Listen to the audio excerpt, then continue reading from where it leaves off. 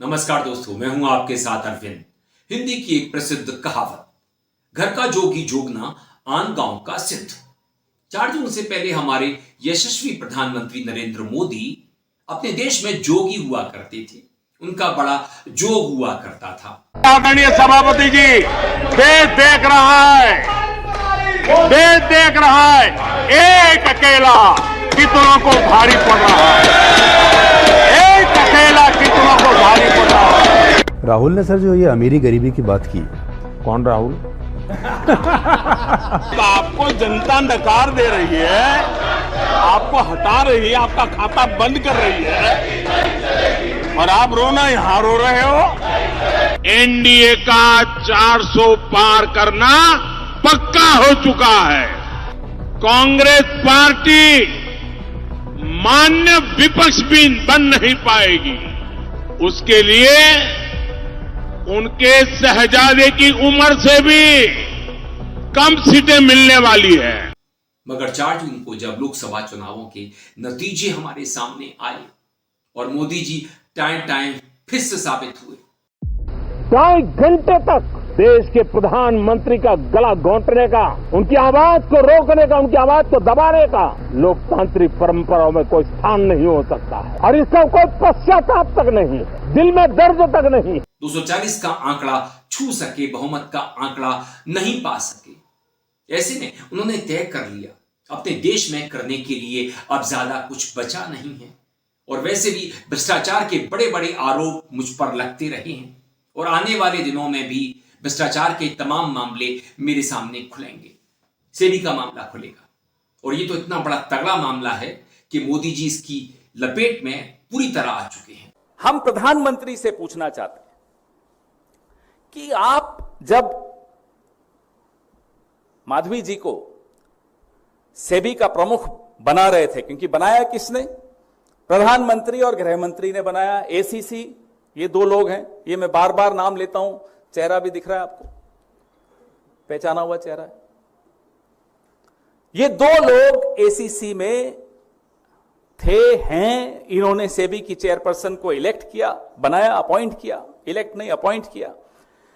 तो हम ये जानना चाहते हैं कि क्या ऐसी कोई अंडरस्टैंडिंग थी आपकी सेबी की चेयरपर्सन के साथ कि आपके जो भी व्यावसायिक संबंध आपके परिवार के जिस भी कंपनी से हैं, थे और बनेंगे, उसमें हम हस्तक्षेप नहीं करेंगे? हो सकता है ऐसी कोई अंडरस्टैंडिंग हुई हो, बड़ी जगह पे ऐसी अंडरस्टैंडिंग होती होगी। आजकल न्यू इंडिया, नए भारत में कुछ संभव है। तो अगर ऐसी अंडरस्टैंडिंग थी तो प्रधानमंत्री जी कृपया करके सामने आइए और इस देश को बताइए कि हां, मैंने ऐसी अंडरस्टैंडिंग की थी सेबी प्रमुख के साथ, उनको सेबी प्रमुख बनाने से पहले, कि उनके व्यावसायिक संबंध, उनके और उनके परिवार के जितने भी व्यावसायिक संबंध हैं, जिस भी कंपनी से हैं, उसमें वो हस्तक्षेप सरकार नहीं करेगी, वित्त मंत्रालय नहीं करेगा, सेबी नहीं करेगा।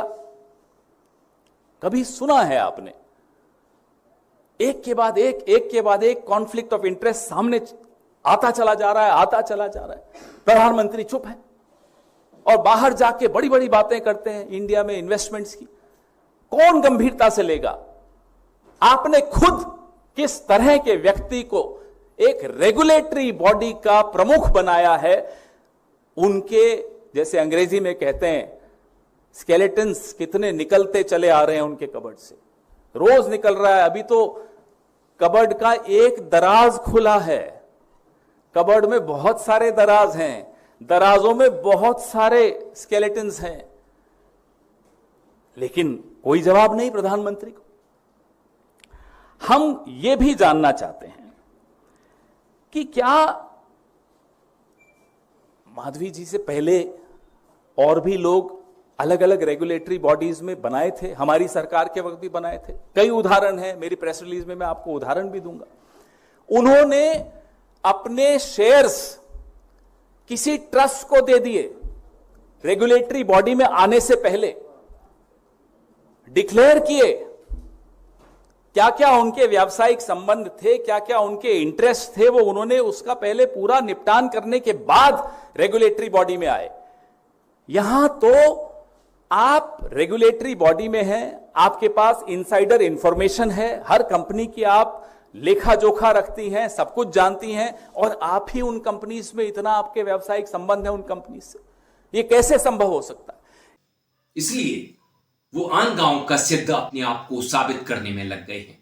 उन्हें मालूम पड़ गया है कि अपने देश में जो विधानसभा चुनाव होने जा रहे हैं उनमें मैं जिताऊ और टिकाऊ नहीं रहा हूं।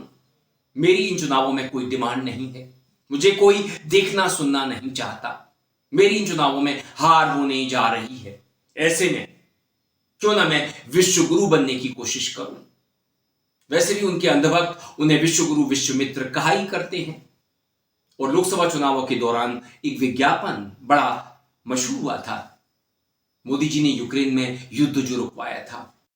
फेंको, फेंको अपनी पूरी शक्ति के साथ फेंको। अरे कहना क्या चाहते हो? अरे हमारे बच्चे कहाँ होंगे? कैसे भी हो वापस से लाएगा वो। तो मोदी जी युद्ध रुकवा सकते हैं। हालांकि अभी तक वो इसमें कोई कामयाबी हासिल नहीं कर सके हैं। रूस गए, यूक्रेन गए, अभी पोलैंड गए, ब्रुनेई गए, और भी कहीं गए होंगे, क्योंकि वो विदेश यात्राएं लगातार कर रहे हैं। और इसी महीने उन्हें 22, 23, 24 को अमेरिका में रहना है। और इससे पहले 8 से 11 तक राहुल गांधी अमेरिका में रहेंगे, उनका प्रवास रहेगा। मोदी जी साबित करना चाहते हैं खुद को विश्व गुरु। तो जो बांग्लादेश में हुआ है ना, वो यहाँ होते हुए भी देर नहीं लगनी थी।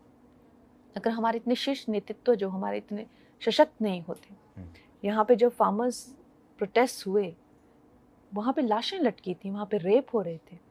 इसलिए वो रूस यूक्रेन के बीच युद्ध रुकवाने में प्रयासरत हैं। अमेरिका जाएंगे, जो बाइडेन से बात करेंगे, हो सकता है कमला हैरिस से भी मिलें, जो आने वाले समय में अमेरिका की प्रेसिडेंट बनेंगी। तो मोदी जी चाहते हैं कि मैं कैसे भी रूस यूक्रेन के बीच में युद्ध रुकवा दूं और मुझे नोबेल प्राइज मिल जाए।